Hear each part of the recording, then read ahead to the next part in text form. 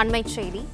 பரந்தூரில் விமான நிலையம் அமைக்கும் நடவடிக்கையில் தமிழக அரசு மிகுந்த கவனத்துடன் செயல்படுவதாக அறிக்கை வெளியிடப்பட்டிருக்கிறது.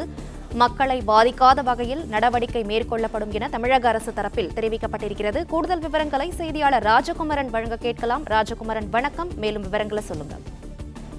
பரந்தூரில் விமான நிலையம் அமைப்பதற்கான பணிகள் நடைபெற்று வரக்கூடிய சூழ்நிலையில் தமிழ்நாடு அரசின் சார்பில் இந்த முக்கியமான அறிவிப்பு வெளியிடப்பட்டிருக்கின்றது. அதன்படி பரந்தூர் விமான நிலையம் அமைக்கக்கூடிய திட்டம் என்பது 10 ஆண்டுகளுக்கு மேலாகவே ஆய்வு செய்யப்பட்டு உருவாக்கப்பட்டுள்ளதாக குறிப்பிட்டிருக்கக்கூடிய இந்த விளக்க அறிக்கை மக்கள் பாதிக்கப்படாமல் தமிழ்நாடு அரசு பரந்தூர் விமான நிலையம் தொடர்பான நடவடிக்கைகளை மேற்கொள்ளும் என்று உறுதி கொடுத்திருக்கின்றனர்.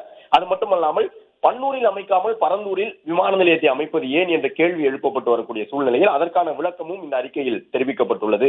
அதன்படி பன்னூர் பகுதியிலே 1546 குடும்பங்கள் வசித்து வரக்கூடிய சூழ்நிலையில் பரந்தூரில் அதை விட 500 குடும்பங்கள் குறைவாக, அதாவது 1005 குடும்பங்கள் மட்டுமே பரந்தூரில் வசித்து வருவதன் காரணமாகவே இந்த திட்டம் பரந்தூரில் புதிய விமான நிலையத்திற்காக ஒதுக்கீடு செய்யப்பட்டிருக்கின்றது என்று குறிப்பிட்டிருக்கின்றார்கள். அது மட்டுமல்லாமல் பரந்தூரில் அமையக்கூடிய விமான நிலையத்தை சுற்றி எதிர்கால மேம்பாடுகளுக்கு அதிக அளவில் காலி நிலங்கள் இருப்பதால் சிறப்பாக திட்டமிட முடியும் என்று குறிப்பிட்டிருக்கக்கூடிய இந்த விளக்க அறிக்கை பன்னூரில் முன்மொழியப்பட்ட திட்டப்பகுதி, அதாவது பன்னூரில் புதிதாக ஒரு விமான நிலையம் அமைத்தால் கூட திருப்பெரும்புதூர் தொழிற்பேட்டைக்கு அது அருகில் உள்ளது. மேலும் நிரந்தர தொழில்துறை மற்றும் குடியிருப்பு கட்டமைப்புகளுடன் வளர்ச்சி அடைந்துள்ளது பன்னூர் பகுதி. ஆனால் பரந்தூர் பகுதிதான் வளர்ச்சி அடையாமல் உள்ளது என்று குறிப்பிட்டிருக்கின்றார்கள்.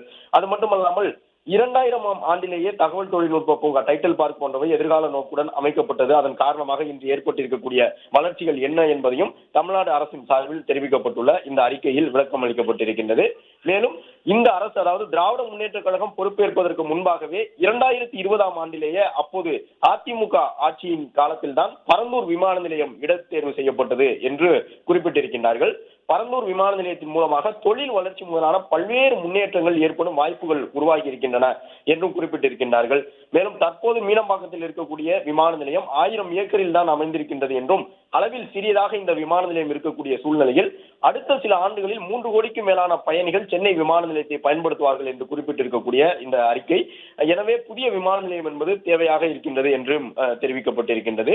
மேலும் தற்போதைய இந்த திமுக அரசு எப்போதும் மக்களின் நலன்களை முன்வைத்தே திட்டங்களை உருவாக்கி செயல்படுத்தி வரக்கூடிய அரசு என்று குறிப்பிட்டிருக்கின்றார்கள்.